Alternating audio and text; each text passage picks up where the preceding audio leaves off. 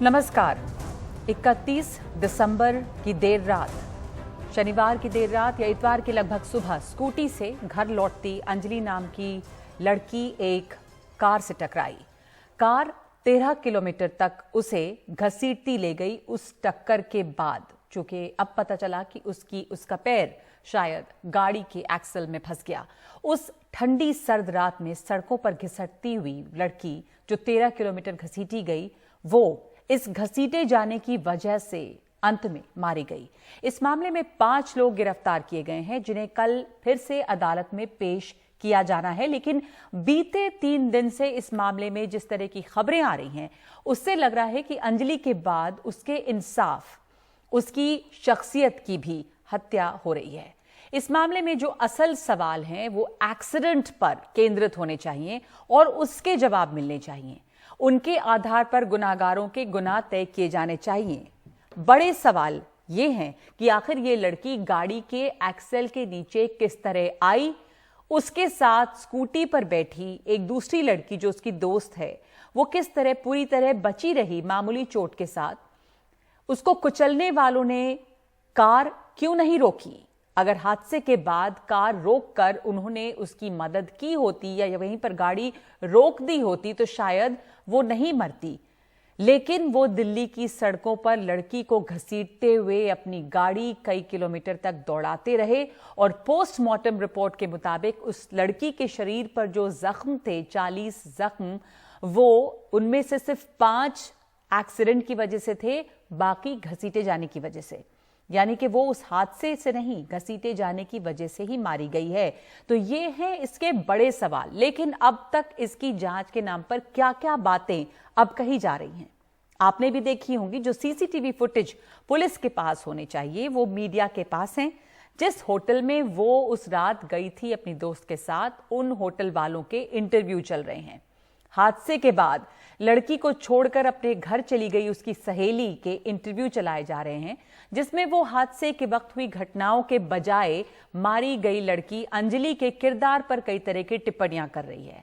अब इस बात को बहुत अहमियत दी जा रही है कि उस रात अंजलि अकेले नहीं थी, अपनी सहेली निधि के साथ थी। दोनों के बीच होटल में कुछ झगड़ा भी हुआ था इस बात को लेकर कि स्कूटी कौन चलाएगा। यह भी कहा जा रहा है कि दोनों ने शराब पी हुई थी। अब पुलिस के संरक्षण में सहेली कह रही है कि अंजलि ने शराब पी हुई थी और स्कूटी लहरा रही थी, जबकि पोस्टमार्टम रिपोर्ट में ऐसी कोई बात नहीं कही गई है, शराब की कोई बात नहीं कही गई है। ऐसा लगता है कि जानबूझकर इस मामले में अंजलि का चरित्र हनन किया जा रहा है। लेकिन इन तरह तरह की सूचनाओं से इस हादसे की क्रूरता या पुलिस के ऊपर उठते हुए सवाल का कोई संबंध है क्या? ऐसा लगता है कि असली मुद्दे से यह बात भटकाई जा रही है। आखिरकार 5 लड़कों ने एक तरह से इस लड़की को मार डाला। बाकी सूचनाएं अगर सच भी हों अंजलि के बारे में, तो यह सूचना कि लड़कों ने जानते बूझते पीड़िता के शरीर को कई किलोमीटर घसीटा, यह सबसे अहम है। कहीं यह कोशिश यह साबित करने की तो नहीं कि हादसे में गलती उस लड़की की भी थी, या ये हमारी व्यवस्था का जाना पहचाना स्त्री विरोधी चेहरा है, जिसके लिए यह बात अहम है कि लड़की रात को होटल में थी, लड़की पार्टी कर रही थी, सुबह सुबह स्कूटी चलाती हुई घर के लिए निकली थी।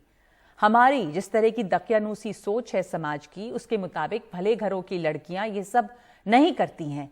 वो घर में रहती हैं, भाइयों रिश्तेदारों के साथ नया साल मनाती हैं और अगर बाहर निकलती हैं तो किसी न किसी के संरक्षण में। यानी ये भली लड़की नहीं थी, जिसके लिए इंसाफ बहुत जरूरी चीज नहीं है। कुछ इसी तरह की बात सामने आ रही है या साबित होने की कोशिश की जा रही है। रेप के मामलों में पहले ऐसा होता रहा है और कई और मामलों में हमने देखा है कि घूम फिर के बात वहां आती है कि लड़की क्यों निकली थी, अकेली क्यों गई थी, लड़की का कैरेक्टर कैसा था। वकील और आरोपी लड़की के चरित्र को मुद्दा बनाते रहे हैं। तो सच की पड़ताल में आज हमारा सवाल है, क्या दिल्ली हादसे की जांच भटकाने के लिए पीड़ित लड़की के चरित्र हनन की कोशिश की जा रही है? आपके पास रोज की तरह 3 विकल्प हैं, हाँ, नहीं और कह नहीं सकते। और आपकी राय क्या है इस मामले में? ब्रेक के बाद दिखाएंगे सच का मीटर। इस पर चर्चा करने के लिए हमारे साथ लेकिन मौजूद हैं जगमती सांगवान जो सामाजिक कार्यकर्ता हैं, और कुछ ही देर में हमारे साथ जुड़ेंगी गीता लूथरा भी जो वरिष्ठ वकील हैं सुप्रीम कोर्ट में। जगमती सांगवान, आपने इस तरह के बहुत सारे मामले देखे हैं और आप इस तरह की महिलाओं की मदद करती रही हैं, आपने बहुत एक्टिवली काम किया है। ये जो मामला है उसमें ये सवाल भी उठ रहे थे कि अब ये तो साफ हो रहा है कि लड़कों को शायद ये अंदाजा भी था 2 किलोमीटर के बाद कि ये जो एक लड़की फंसी हुई है उनकी गाड़ी में, बावजूद इसके वो गाड़ी चलाते रहे। तो एक सवाल ये उठ रहा था कि ये अब गैर इरादतन हत्या है या इसे हत्या की तरह देखा जाना चाहिए। पर इन सब बिंदुओं को छोड़कर अब जांच या सवाल आप मीडिया में भी देखें और जगहों पर, हम इस पर रिपोर्टिंग नहीं कर रहे कि लड़की ने क्या कैरेक्टर क्या था, कहां गई थी, पर इस पर केंद्रित हो गया कि उसकी दोस्त क्या बोल रही है, वो किस होटल में थे। क्या लगता है कि ये मेन मुद्दे से कहीं हम भटक रहे हैं? देखिए नगमा, हर रोज जब हम ये इस तरह के केसेस डील कर रहे हैं, महिलाओं के प्रति हिंसा को लेके एक बहुत ही प्रतिक्रियावादी विचार कि ब्लेमिंग द विक्टिम, उस विक्टिम को ही ब्लेम करना, उसी के चरित्र के ऊपर कैमरा फोकस कर देना, ये एक बहुत बड़ा रुझान उभर के आ रहा है। और ये रुझान इस व्यवस्था में उभर के आ रहा है कि जहां पे आपने बोला कि बिल्कुल व्यवस्था जो है, हमारी कानून व्यवस्था, उसका स्त्रीद्रोही चेहरा जो है वो सामने आता है हर जगह से। अगर चीजों का सही एनालिसिस किया जाए तो उसको रोकने के लिए पहले ही लड़की के चरित्र को बीच में ले आओ और उसके ऊपर कैमरा फोकस कर दो, चाहे वो दिल्ली के अंदर घटना होती है, चाहे वो हरियाणा के अंदर होती है। तो ये रुझान जो है ये एक तरह से इस बात को दिखाता है कि जो भी अपराधी है, महिलाओं के प्रति जो यौन हिंसा करने वाले हैं, दूसरी हिंसा करने वाले हैं, उनके दिमाग के ऊपर कानून व्यवस्था का किसी भी तरह का डर नहीं है।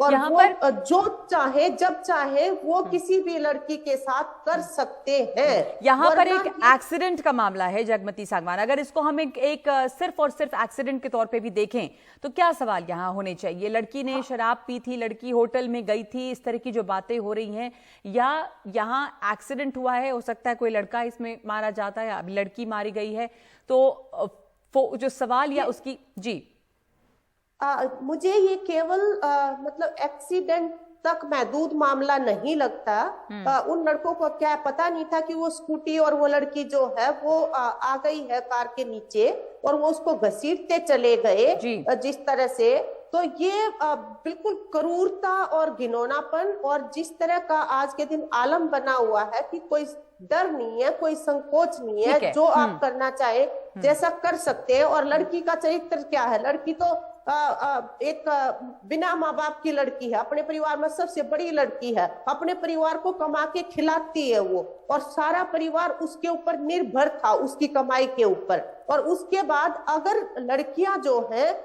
जब वो काम करने जाती हैं, जब वो सारे बोझ उठा रही हैं परिवार के, तो कहीं पे भी किसी भी जगह पे भी उनको जाना ही पड़ेगा, चाहे वो होटल है, चाहे वो दूसरी जगह है। बिल्कुल। मैं आप गीता लूथरा भी हमारे साथ जुड़ गई हैं। गीता लूथरा वकील हैं और इस मामले की जो कानूनी दांवपेच है उसमें अब जो बातें सामने आई हैं गीता जी, उससे इस केस पर क्या असर पड़ सकता है? हमने देखा कि मीडिया में भी लगातार रिपोर्टिंग या सवाल जिस तरह के पूछे जा रहे हैं, सीसीटीवी फुटेज अवेलेबल है, जो लड़की की दोस्त निधि, उसके तमाम तरह के बयान आ रहे हैं, उसका क्या रेलेवेंस है इस मामले पे, क्या असर पड़ सकता है? ये एक्सीडेंट है, वो लड़की वहां पर उस वक्त छोड़कर भाग गई, बाद में वो बता रही है, तो आपको लगता है कोई तरह का दबाव है, या जो वो उस तरह की बातें कर रही है कि उसने शराब पी थी, जो कि पोस्टमार्टम रिपोर्ट में भी नहीं है, तो फोकस जो है पीड़िता के कैरेक्टर पे पहुंच गया है? गीता जी, ये एक बहुत इररिलेवेंट सर्कमस्टेंस है कि उसने अल्कोहल लिया था या नहीं लिया था,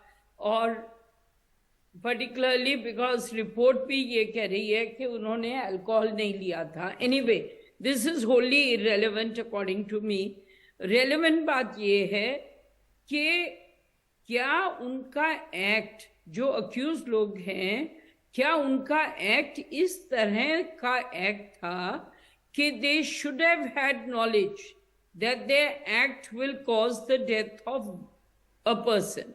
आप इसको कंपेयर करो BMW वाले केस में, जिसमें किसी ने पहले इसका कोशिश ये थी कि उसको 304A का केस बनाया जाए, और ऐसे ही बहुत से केसेस हैं जो रैश एंड नेग्लिजेंट ड्राइविंग की केसेस जिससे किसी की डेथ हो, वो 304A के केस बनाए जाते हैं।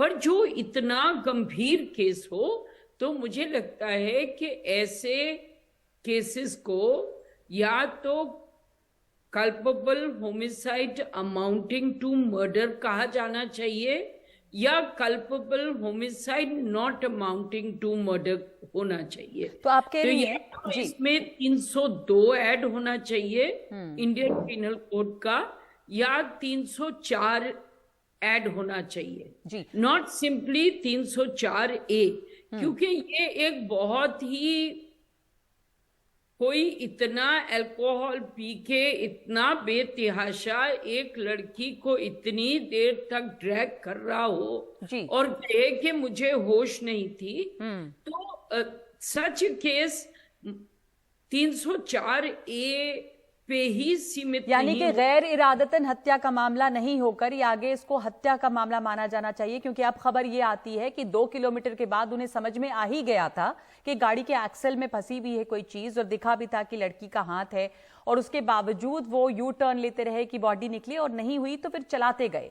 तो वो जानबूझ के घसीटते रहे, अगर रोक देते तो शायद उसकी मौत नहीं होती, क्योंकि ये अब पता चल रहा है कि जो चोटें आई हैं उसमें ज्यादा सिर्फ 5 चोट एक्सीडेंट की है, बाकी जो चोटें हैं वो घसीटे जाने से। गीता जी, तो आप जो बता रही हैं कि इसमें क्या धाराएं जो लग रही हैं उनमें क्या सजाएं हैं, और क्या इसे गैर इरादतन हत्या के अलावा दूसरी बात मानी जानी चाहिए? इसमें पनिशमेंट जो होती है वो लाइफ इम्प्रिजनमेंट की पनिशमेंट होती है, और बहुत ही गंभीर मामला जो कि मुझे लगता है कि उसमें वो नहीं आएगा, क्योंकि डेथ पेनल्टी एक बहुत रेयर पेनल्टी हो गई है, और आजकल की डेट में ज्यादा से ज्यादा हर देश में डेथ पेनल्टी की पनिशमेंट अबॉलिश की गई है।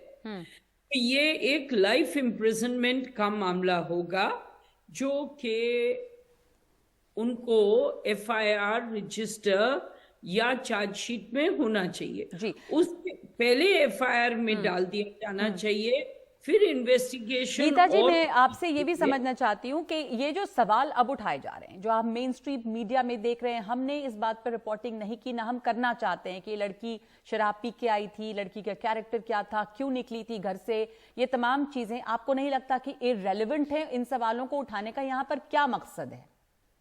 देखिए, ये आप ऐसी डिफेंस जो कि लड़की के कैरेक्टर पे या लड़की के ड्रंकनेस पे, या कोई पुरुष भी हो जो अक्यूज्ड है, तो वो ड्रंकनेस, अल्कोहलिज्म, कॉन्ट्रीब्यूटरी कॉन्डक्ट, उस पे लोग अपनी डिफेंस बनाएंगे, उससे कुछ फर्क नहीं पड़ता, क्योंकि ऐसी डिफेंस को कोई खास वेट नहीं है।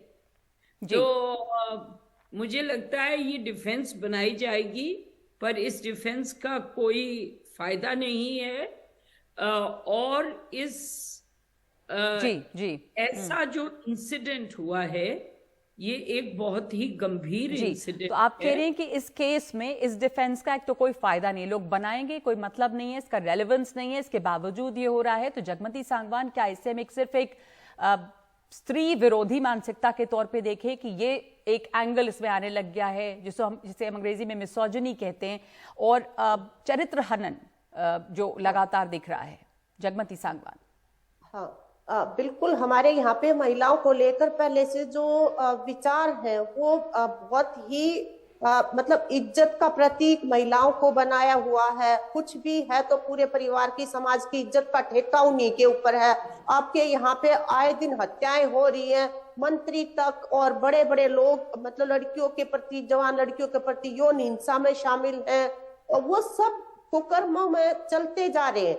और लेकिन लड़कियां जो है उनसे ये अपेक्षा रखी जा रही है कि नहीं, वो तो सीता सावित्री की तरह सही रहना चाहिए, उनको तो बस सारे घर चलाने चाहिए, उनको तो इस समाज के सारे जो मूल्य मान्यताएं हैं पिछड़े, उनको फॉलो करना ही चाहिए। जबकि ये संभव नहीं है। जब एक गंदगी आपके समाज में फैल रही है और आप उसको रोकने की कोशिश नहीं कर रहे हो, जिन ढांचों की जिम्मेवारी है उस गंदगी को रोकना, वो ढांचे खुद ही उसमें शामिल हो रहे हैं। जैसे अभी एडवोकेट साहब ने बताया कि डिफेंस के लिए लड़की के चरित्र के ऊपर कैमरा फोकस किया जा रहा है। अरे वो लड़की इस उम्र के अंदर 5 आदमियों के परिवार को पाल रही थी, वो कहाँ असुरक्षित जगहों के ऊपर काम करने को मजबूर थी। ये सारी चीजें क्यों नहीं देख रहे हैं, उसकी अच्छाइयां जो है। और लड़के जो है उन्होंने पिया हुआ था और पी के वो किसी इंसान को इस तरह से घसीट सकते हैं। मतलब ये जो मतलब बर्बरता है इसके अंदर, ये घिनौना रूप जो है इस अपराध का जो है, यहाँ पे कैमरे फोकस होने चाहिए। इसकी बजाय कि लड़कियों के चरित्र के ऊपर नुक्ताचीनी शुरू हो जाए और जी सही कहा आपने कि इसके बजाय कि लड़की की चरित्र के ऊपर नुक्ताचीनी होने लगे, फोकस इस बात पर होना चाहिए कि ये जो ध्यान रखिए कि जो लड़के जो आरोपी हैं, जो इसमें वो सब शराब पिए हुए थे, जैसा उन्होंने खुद पहले कहा, और उनकी इस बात की पुष्टि हुई है कि वो शराब पिए हुए थे। लेकिन चर्चा हो रही है कि लड़कियों ने शराब पी थी या नहीं पी थी। ये शराब के नशे में धुत गाड़ी चला रहे थे, इन्होंने गाड़ी से इस लड़की को घसीटा है। तो फोकस इस बात पर होना चाहिए बजाय इसके कि लड़की ने शराब पी थी या नहीं, वो होटल में गई थी, कहाँ गई थी, किसके साथ गई थी। शुक्रिया आपका जगमती सांगवान और गीता लूथरा हमारे साथ इस चर्चा में शामिल होने के लिए। एक ब्रेक लेंगे हम सच की पड़ताल में और उसके बाद दिखाएंगे आप क्या सोचते हैं इस मामले में। क्या इस मामले में जो जांच है उसको भटका कर लड़की के चरित्र हनन की कोशिश हो रही है? तो सोच आपकी क्या है इस ब्रेक के बाद।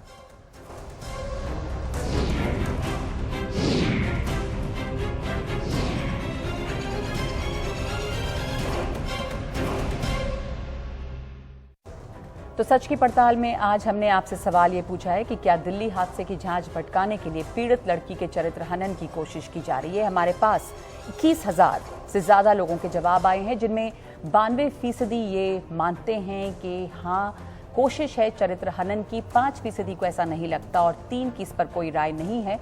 लेकिन इस बीच ये सवाल बना हुआ है कि जो जांच है वो इस पर केंद्रित होनी चाहिए कि एक्सीडेंट कैसे हुआ, एक्सीडेंट के बाद भी वो लड़की इतने किलोमीटर घसीटती क्यों रही, और क्या ये सिर्फ एक्सीडेंट है या उससे ज़्यादा कुछ और। तो आज सच की पड़ताल में इतना ही। नमस्कार।